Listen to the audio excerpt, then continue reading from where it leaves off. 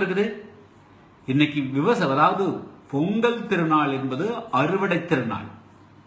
மாட்டு பொங்கல் என்பது மாடுகள், அதாவது விலங்கினங்களுக்கு, மாட்டுக்கு மட்டும் இல்ல, ஆடுகள், மாடுகள், மனிதன் வளர்க்கக்கூடிய அனைத்து பிராணிகளுக்கும் அந்த நாளாவது ஓய்வு கொடுத்து அவர்களை குளிப்பாட்டி அவர்களுக்கு மரியாதை செய்து அந்த நாளாவது துன்புறுத்தாமல் இருக்க வேண்டும்.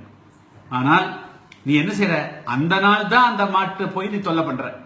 அடிப்படையிலேயே எனக்கு தவறான அப்ரோச் நீங்க பண்றீங்க. அப்ப இனிமேல் என்ன செய்யணும், நீங்க அமெரிக்காக்காரர் தான் நாட்டு மாட்டை ஒழிக்கிறதுக்கு திட்டமிடுறாங்க, வெளிநாட்டு சதிகள் இருக்குது அப்படின்னு சொன்னா இனிமேல் நாம பின்னாடி போகணும். 50 வருஷங்களுக்கு முன்னால் வந்த கிரீன் ரெவல்யூஷன், பசுமை புரட்சி தவறு. 70-80களில் வந்த வெண்மை புரட்சி, பால் உற்பத்தி புரட்சி தவறானது.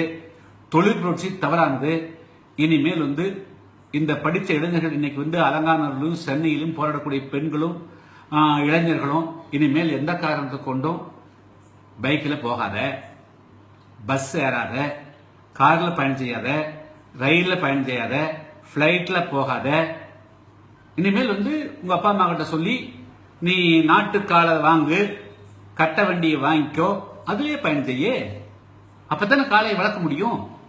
ஒரு நாள் ஜல்லிக்கட்டு மட்டும் நீ நடத்தினா எப்படி காளையை வளர்க்க முடியும்? அப்ப நிறைய காளைகள் உற்பத்தி, நாட்டு காளை வரணும், அப்பதான் சாணம் போடணும், அப்பதான் ஆர்கானிக்னு சொன்னா நீ வீட்டுக்கு 4 காளை வச்சிருக்கணும், 4 மாடு வச்சிருக்கணும் அப்படின்னு சொன்னா அதை வளர்க்கறதாரு.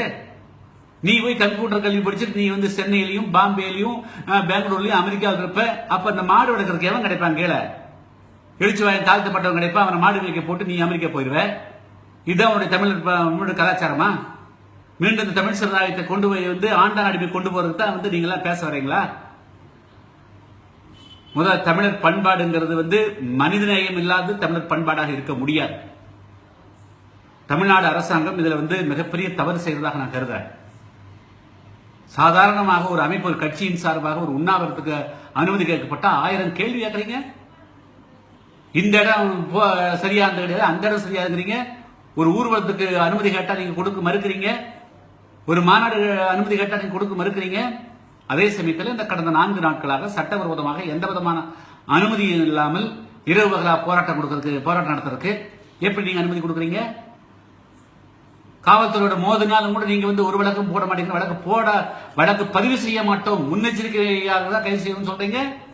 இது ஏன் மற்ற கட்சிகளுக்கு மனித உரிமைக்காக போராடக்கூடிய கட்சிகள், அமைப்புகள் மீது நீங்க இது மாதிரி எண்ணங்கள் கொள்றது?